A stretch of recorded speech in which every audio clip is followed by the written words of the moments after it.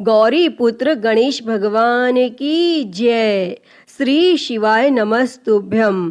प्रिय भक्तजनों, सोमवार का दिन भगवान शिव को समर्पित है।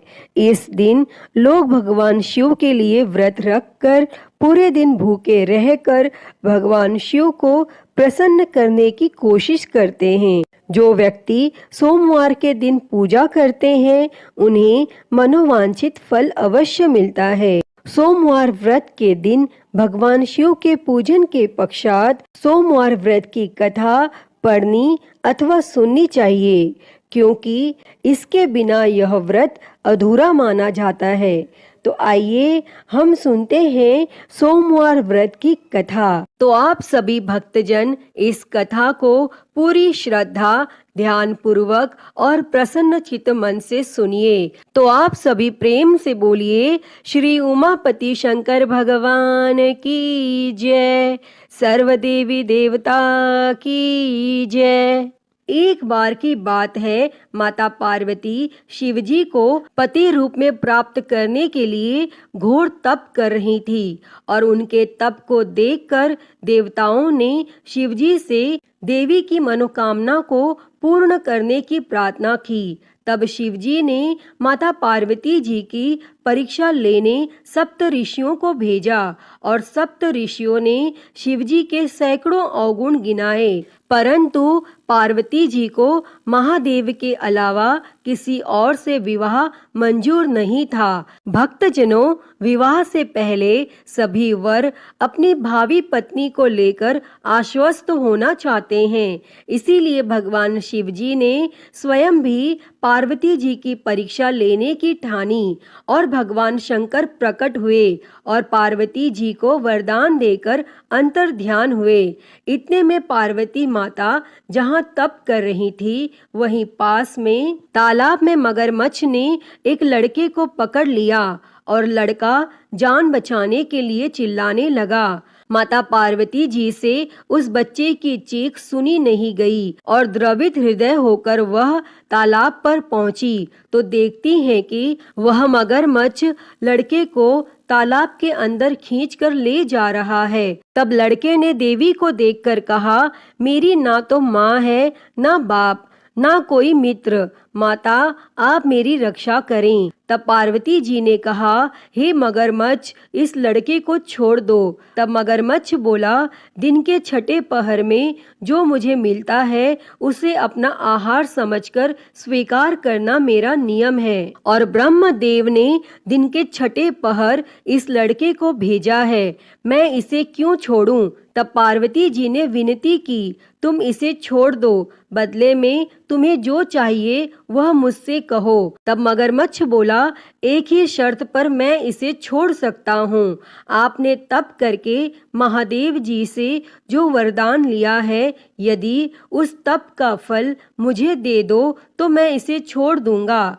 तब पार्वती जी तुरंत तैयार हो गई और उन्होंने कहा, मैं अपने तप का फल तुम्हें देने के लिए तैयार हूँ, लेकिन तुम इस बालक को छोड़ दो। और मगरमच्छ ने समझाया, सोच लो देवी, जोश में आकर संकल्प मत करो। हजारों वर्षों तक जैसा तप किया है वैसा देवताओं के लिए भी संभव नहीं है। उसका सारा फल इस बालक के प्राणों के बदले चला जाएगा।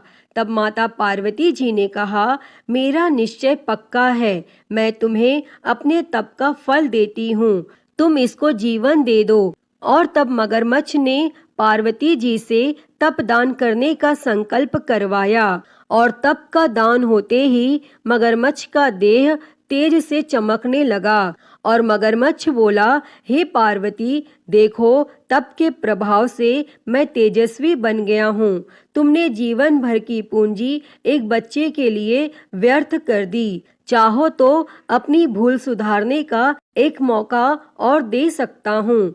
तब पार्वती जी ने कहा, हे ग्राह, तब तो मैं पुनः कर सकती हूँ, किंतु यदि तुम इस लड़के को निगल जाते तो इसका जीवन वापस नहीं मिल सकता था। और देखते ही देखते वह लड़का अदृश्य हो गया और मगरमच्छ भी लुप्त हो गया। तब पार्वती जी ने विचार किया, मैंने तब तो दान कर दिया है और अब पुनः तप आरंभ करूंगी। और पार्वती जी ने फिर से तप करने का संकल्प लिया। तब भगवान सदाशिव फिर से प्रकट होकर बोले, पार्वती भला अब क्यों तप कर रही हो? तब पार्वती जी ने कहा, प्रभु मैंने अपने तप का फल दान कर दिया है।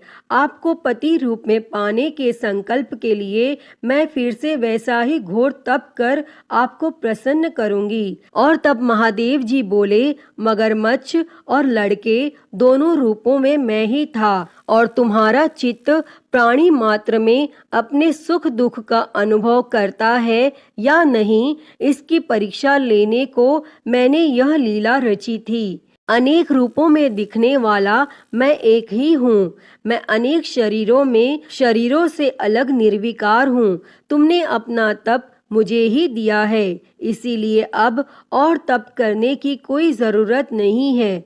तब देवी ने महादेव को प्रणाम कर प्रसन्न मन से विदा किया। तो सभी प्रेम से बोलिए, शंकर पार्वती भगवान की जय। हर हर महादेव।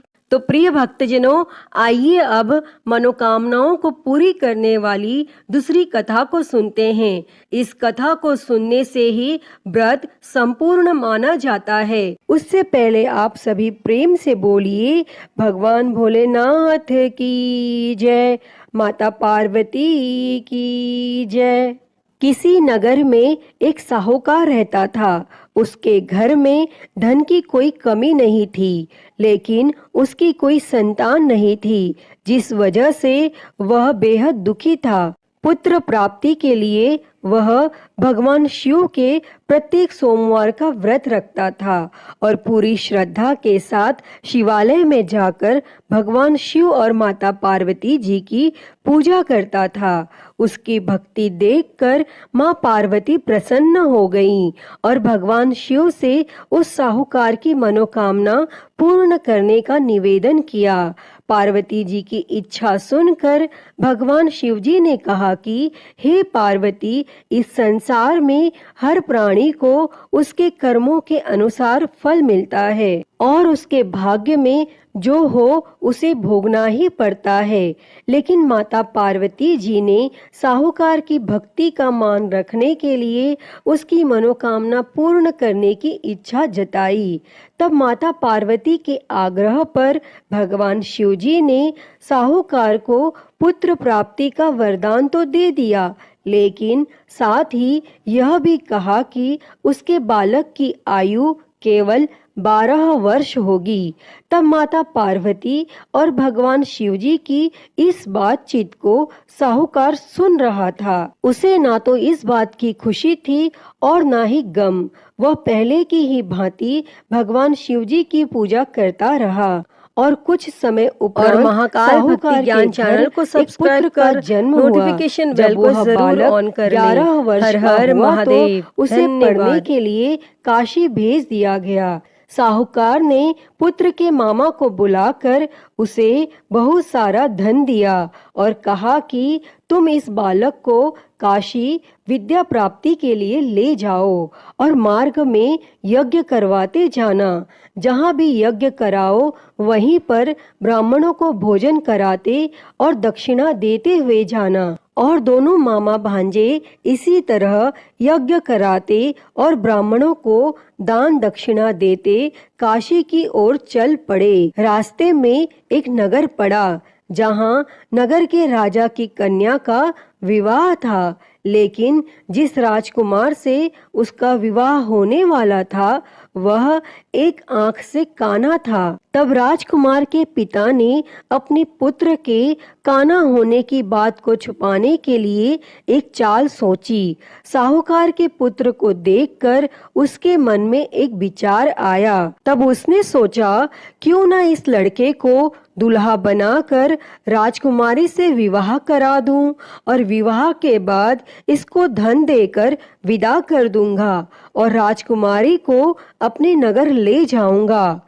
और फिर उस लड़के को दूल्हे का वस्त्र पहनाकर राजकुमारी से विवाह करा दिया गया।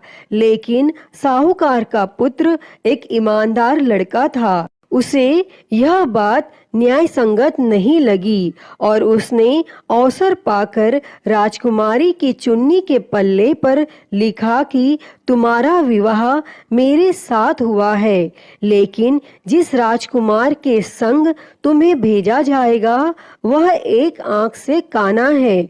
मैं तो काशी पढ़ने जा रहा हूँ। तब राजकुमारी ने चुन्नी पर लिखी बातें पढ़ी तो उसने अपने माता पिता को यह बात बताई। तब राजा ने अपनी पुत्री को विदा नहीं किया और फिर वह बारात वापस चली गई। दूसरी ओर साहूकार का लड़का और उसका मामा काशी पहुँचे और वहां जाकर उन्होंने यज्ञ किया और जिस दिन लड़के की आयु 12 साल की हुई उसी दिन यज्ञ रखा गया। लड़के ने अपने मामा से कहा कि मेरी तबीयत कुछ ठीक नहीं है।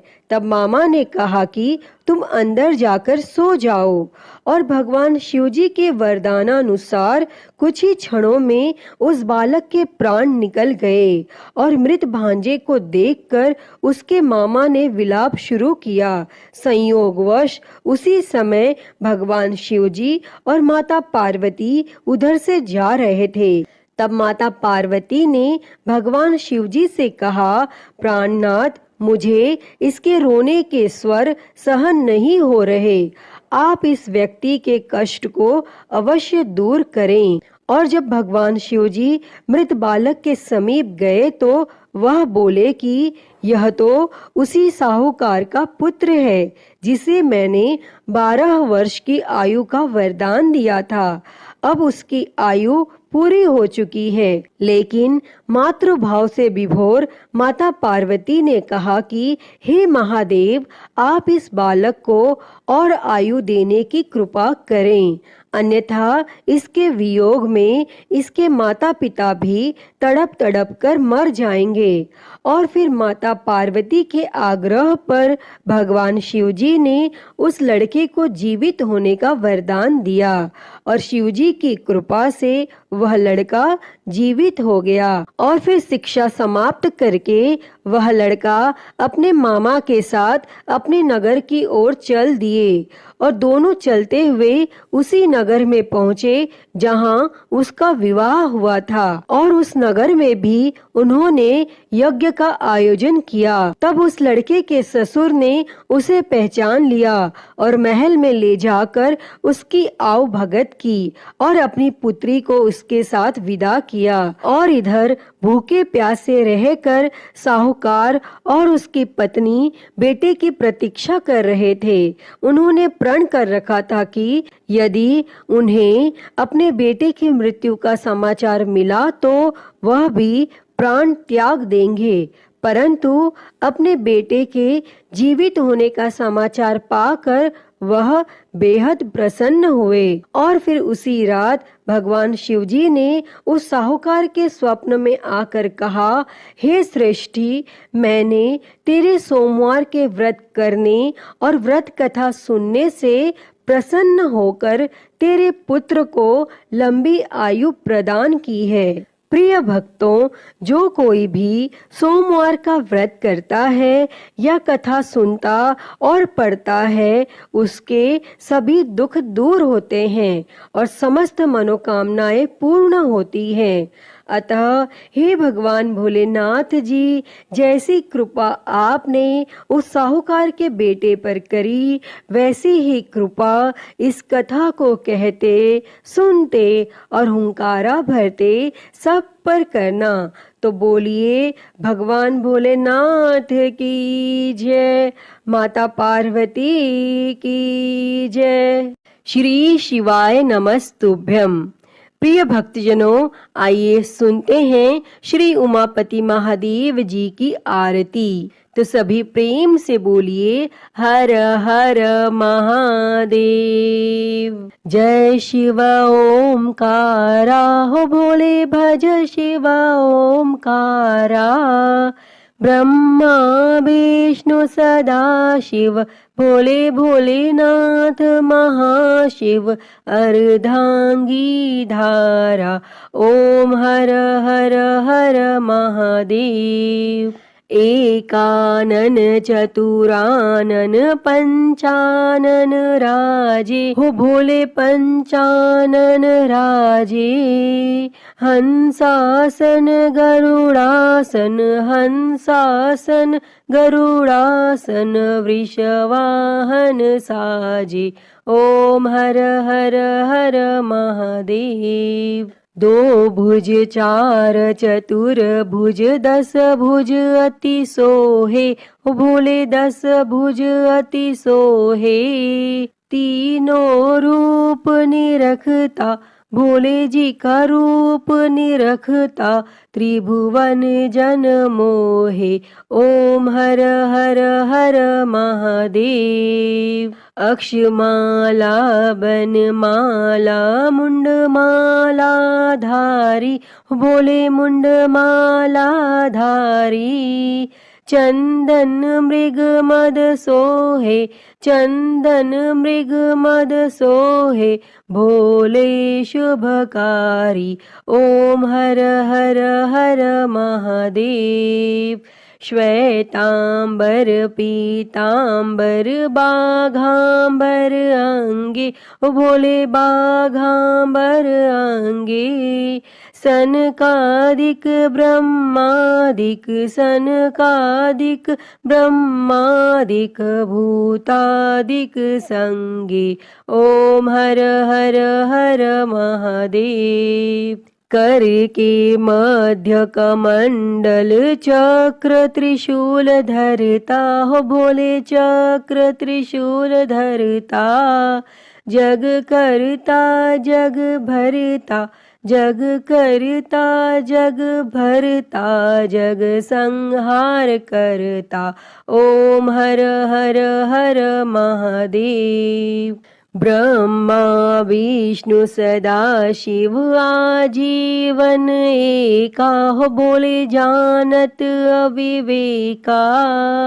प्रणव अक्षर के मध्य, ओम अक्षर के मध्य, ये तीनों एका। ओम हर हर हर महादेव। काशी में विश्वनाथ विराजे, नंदी ब्रह्मचारी, हो बोले नंदी ब्रह्मचारी।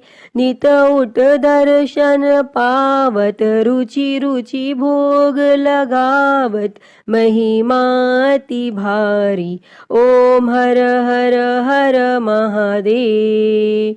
त्रिगुण स्वामी जी की आरती जो कोई नर गावे, हो बोले जो कोई नर गावे।